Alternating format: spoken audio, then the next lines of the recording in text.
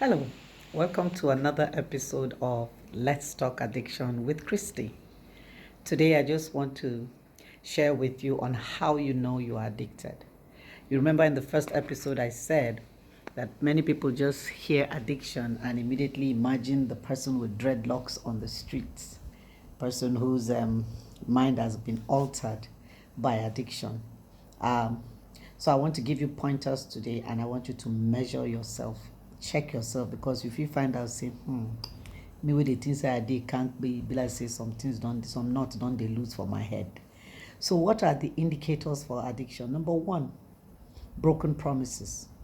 You've made promises to yourself, your dog, your God, to anybody around you. I'm not going to do this again. And you find yourself doing it despite your best intentions.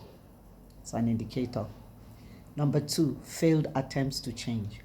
You've made attempts, you fail. Sometimes you go 1 week without doing the thing, then you find yourself doing it again. Sometimes 1 month, 6 months, and you find yourself right back where you were before. Is an indicator that an addiction could be going on there. Number three, entitlement. Entitlement is that thing that, let me use an example. Okay, somebody drives roughly, hits your car, and before you say anything, the person starts shouting. That's entitlement. It's as if you don't have a right to be on the road, only me. If there's any behavior you feel entitled to, maybe you feel, oh, I've worked very hard, I deserve to take that ego to calm down. Or I've been faithful to my husband for 34 years. I deserve to cheat once. That's entitlement. So any behavior you feel entitled to, but now only this one that they do now, after all, like good for all other areas, that is indicative of an addiction. Number four, negative consequences. If there's any behavior in your life for which you have received negative consequences, it is probably an addiction. If you start speeding, and Federal Road Safety Corps of Nigeria says speed limit is 100 kilometers per hour, but you love speed, and in your car there is 220 kilometer possible speed, then you press your throttle to the end because you want to, you love speed. Road safety will catch you. They will hold you. They will collect your particulars. They will make you go to the bank and pay. Then all that speed is going to stop in inconvenience. That's a negative consequence. If you've had accidents that happened while you were drunk, that's a negative consequence.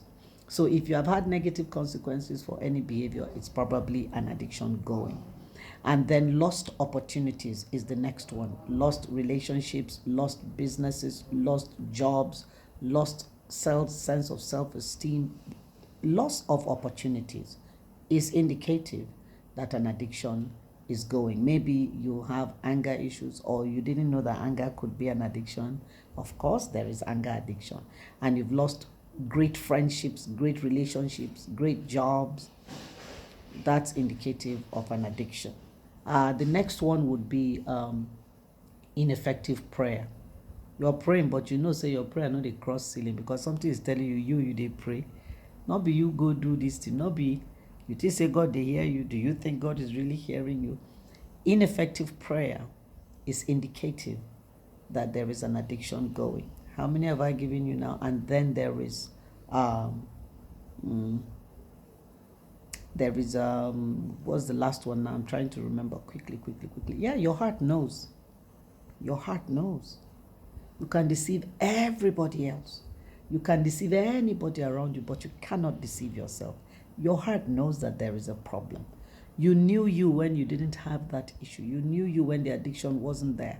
And now this you doesn't look like somebody you really know. Your heart knows. Your heart condemns you. Your heart judges you. Your heart confronts you. So those are the indicators. I think there's 7 of them I've given to you. So measure yourself. Are you fully okay? Are you truly okay? You sure say you don't get addiction? So when you think about it, you realize that addiction is not just the extreme where somebody is walking around and they have dreadlocks because they're out of their minds.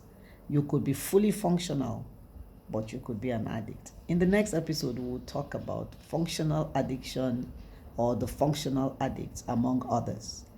Until I see you next week, remember, stay addiction free. Bye.